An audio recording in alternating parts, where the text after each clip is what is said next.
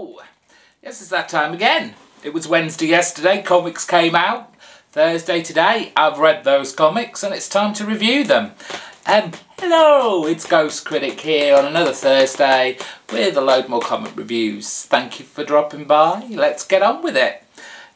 This one's been out for a little bit now, but it's been recommended wholeheartedly by a whole host of you out there, so I thought it's another of those Dynamite Dollar Comics first issue, so I thought I'd pick it up and see what it was like. It is Lord of the Jungle.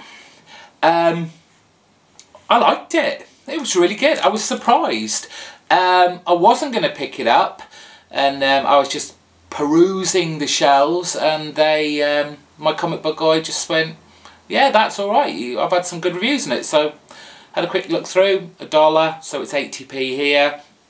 I picked it up. So it's the thing I like about these Dynamite comics, and especially these kind of stories that have been done over and over again and retold, is the writers of these are putting their own unique little twist on it as well. Yes, you have the kind of the solid base story of, you know, how Lord of the Jungle, Tarzan, grows up, how he's born, how he's adopted by gorillas or monkeys, whatever. But with this time, there's a nice little twist in there with these kind of half man, half ape kind of tribe that we were shown. So yeah, the artwork is really nice. Parts kind of got a kind of reminiscing of kind of Marc Silvestri. I don't know why.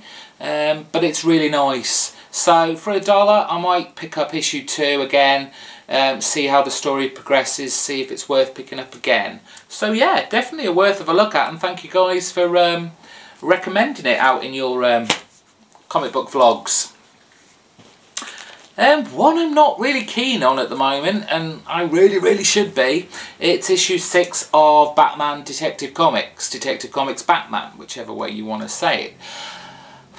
I don't know if I've lost the plot or Tony Daniel has lost the plot, but can someone tell me what the plot is here? It's a confusing mess. Now, I'm not saying I'm the sharpest tool in the box, but I don't understand really what's going on. There seems to be a muddle of different stories going on. None of them are apparently connected. You've got Penguin gathering these kind of Z-list kind of rogues gallery. I've never heard of any of them. You guys might have, I don't know. But they're not your familiar supervillain types, but he's gathered them all together to make some kind of villainous super team. Batman's off somewhere else, just, you know, beating the crap out of everyone he can get his hands on, or just basically frightening the life out of them. And then you have these two sisters having at each other all the time. The artwork, has to be said, is a lot better. Someone's finally drawing teeth correctly. But apart from that, it's just really lackluster. This is your flagship Batman title, and Scott Snyder is really crapping all over you. Batman, singular, is an awesome title, but really that's your secondary sister title. Much more effort is needed on this. This is going the way of what I thought The Dark Knight was. This could well be dropped. From Image, issue 2 of Fatale. Brubaker and Phillips continue their crime noir with a bit of a kind of devilish supernatural occult twist. You learn a little bit more about our main female, Fatale, Josephine. And it's just a great, well-constructed tale by Brubaker, coupled with, you know, that nice crime noirish black kind of artwork from Sean Phillips. I'm really enjoying this. I'm excited to see where this is going. It's building up nice and steadily, and it's pretty evil. It's pretty evil. Definitely well worth a look at. Search out that issue 1, get on board with issue 2. Fantastic. Amazing Spider-Man issue 679 and wraps up this two-part story. You know what? Is Dan Slott ever going to do a dead issue? Really? I love this. It's one of those kind of pure comic, fun type comics that, you know, you just don't get enough of. Yes, there's something serious there, you know, there's a serious kind of danger. The whole of the city could at any minute just completely be obliterated, but there's the fun moments in there. There's a really nice emotional scene there with kind of there's the Peter and the Mary Jane hookup, and you're like on the edge of your seat going, oh, is this what stops, you know, the city from exploding, you know, those two just being together? And you just want Peter to just bend over and kiss Mary Jane and everything to go back to normal and to be happy with her. But obviously that doesn't happen. But she is the crux, and it's happened so many times. Mary Jane is always at the crux of, you know, the solution, and it's not always about Spider-Man. It's not always Spider-Man that saves the day. You know, he's got to realise Peter is also just a man, and just a man can save the day.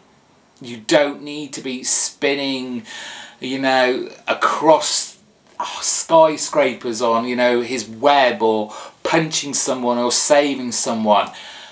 Just a flick of a switch. I might have said too much. I should have said spoilers. Great issue, very excited to see. With this being the 50th anniversary of Spider-Man, I bet Dan Slott has got some doozies of storylines set up. Love it. Oh, Mac, issue 6. Oh, Mac. Oh, Mac. Yes, it's great. It's just another glorious fight between OMAC and another villain. This time we've got the ever so deadly sweet Leilani. Another fun smackdown of an issue. What else can I say? Get it while it's still there. 2 more issues and it's gone, guys. But I don't know what else to say. I've just enjoyed this so much. It's just been pure entertainment every single issue. As I always say, you can just switch your brain off. There's no deep storyline in here. Yes, there are things going on in the background, which, to be honest, we now really don't need to worry about too much, because they're never going to get fleshed out as fully as we'd like. So just enjoy the pure comic goodness of it. I don't know what else to say about this. Hopefully, for those of you who didn't get in there at issue 1, let's hope they bring it all out in trade and you will just have the most amazing time reading 8 issues all at once. Issue 8 of The Punisher. And we go back a little bit. Last issue was Clemens and Bolt coming to the scene of kind of like the Punisher and Rachel's kind of smackdown of the Exchange guys. This issue we see the end of when the Punisher and Rachel in her kind of black SWAT outfit met, and what transpired from that, which, to be honest, was not a great deal. Punisher Frank really just gave her the brush off. He's not interested in a partner, which is just ridiculously ironic given that Clemens now thinks that Rachel is working as the Punisher's partner, because they clearly aren't. But you know what? It's still fantastically written by Rucka. I've loved every single issue of The Punisher so far. At the moment, it's on a kind of steady build-up. There are some good stuff coming, I am sure. We get the exchange between Stephanie and Chris from the Exchange, who are setting up another supposed trap for old Frank, our Punisher. But and they think they've got him. They think they're one step ahead. But, you know, Punisher, Frank, he's always 3 steps ahead. Great artwork as always. Love this title. Couldn't recommend it more. Strange departure here. It's Animal Man, issue 6. And this is kind of one of those stories within stories that are there as a metaphor for what's actually going on in the main title. Stay with me. The first half, the majority of this book is a kind of insular story regarding this character called Red Thunder. Down on his luck, retired kind of superhero who's trying to build himself up, and the only thing he thinks he's good at is being this kind of vigilante superhero, and his relationship with his, I guess, his divorced wife and his son. Things don't go well, and we find out that this story is all being watched by Buddy Baker's son on his phone. Like I said, it's a huge metaphor really for what's going on in Buddy Baker's life, really, if you think about it. He's now not the avatar of the Red that he thought he was. He's not the king of the animal world. He's just kind of like, in essence, a pawn, and it's actually his daughter that's the big head honcho, and he probably does feel a bit kind of deflated now and down on his luck. The issue did feel to me, it's like Jeff Lemire wants a little bit of a rest, because it really doesn't bear any relevance to what's gone on in the last couple of issues. They're on the run, basically. How soon they will stay on the run and escaping the rot is anyone's guess. Still a great issue, still a nice storyline, but don't expect to have it been followed on from the last issue. Usually when you speak about Animal Man, you can't, you know, not say anything about this title, which is Swamp Thing issue 6. They're usually so interconnected, but Swamp Thing definitely stays where it is in its main storyline. We have our 2 characters, Abby and, for the life of me, I've forgotten his, Alec Holland. They're recovering from the big hit of Abby's brother, and I don't think it's really much of a spoiler, but Abby's getting deeper and deeper into the rot, gradually being taken over, and so Alec really has to just leave, get out, or he will eventually be taken over by the rot as well. It's an emotional ride, it's a crazy ride. Again, the artwork is fantastic. The full page spreads of just the Parliament of Trees going up in like flames. Is it too late for Swamp Thing to save the day? Alec is trying now. He realises, you know, he's been an idiot. He should have just gone, yes, Swamp Thing, take me back. But it looks like it's too late. Is it? A great thrill of a ride. If you're not reading Swamp Thing by now, I mean, what more have I got to say to make you pick this up? Really great stuff. Finally, in regards to comic books this week, it's Uncanny X-Force and it's issue 21. And we are continuing this kind of, it's the Otherworld storyline. I'm still a little bit confused, but I don't really care. It's a great ride. There's some nice elements being drawn in here. Phantom X, we saw him being thrown in this kind of capsule about to be terminated.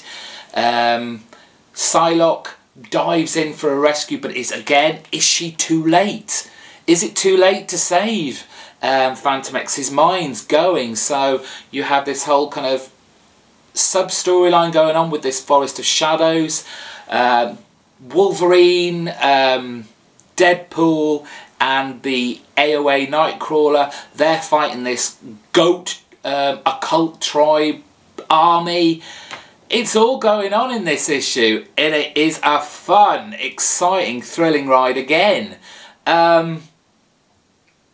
My only concern about this issue is the artwork. Yes, last issue I did say I loved it, and it does work really well on the big splash double pages. It looks very, very nice. Unfortunately, when it comes to the kind of single panels, when they're spread across a page, the artwork for me does feel like it starts to get a bit muddy. And you kind of have to strain your eyes to find out who's who and what is exactly going on. So I think that kind of lets it down just a touch, but not a great deal. I still love the title. The storyline by Remender is just keeping me on the edge of my seat. So yeah, reviews for that week is over. What else have I got to say? One thing I did want to say, go check out this young guy from YouTube. He's just started doing some comic book kind of vlogs, like what we all do. His YouTube name is Halifax2K9. I'll put a link down below in the description bar. Unfortunately, he doesn't have a comic book store anywhere where he lives, so he relies on the newsagents where they kind of reprint storylines. And he's given a go at doing comic book vlogs, and you know, he's doing a great job. Go and check him out, give him your support. I'm sure he'll really appreciate it. So that's me. I'm done for the week. I'll try and get a couple more videos up over the weekend for your delicatesse. Yes, if you're new here, what do? Yes, you go and hit that subscribe button up there somewhere. And you know, come on, thumb it up. We all love the thumbs up. Down even further at the bottom, there's a comment box. Put some comments in there. Tell me what you got this week. What did you buy? What did you think of X-Force this week? Are you as confused at Batman Detective as I am? Have you been picking up these Dynamite issue 1 comics? Are you enjoying them as well as me and everyone else that seems to be buying them? Will you be picking up issue 2? These are questions that can only be answered if you write in the comment box. And that's me, done for another week.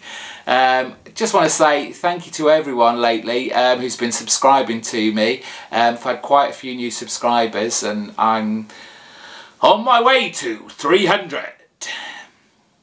And that's it. Thank you all very much. It's all much appreciated.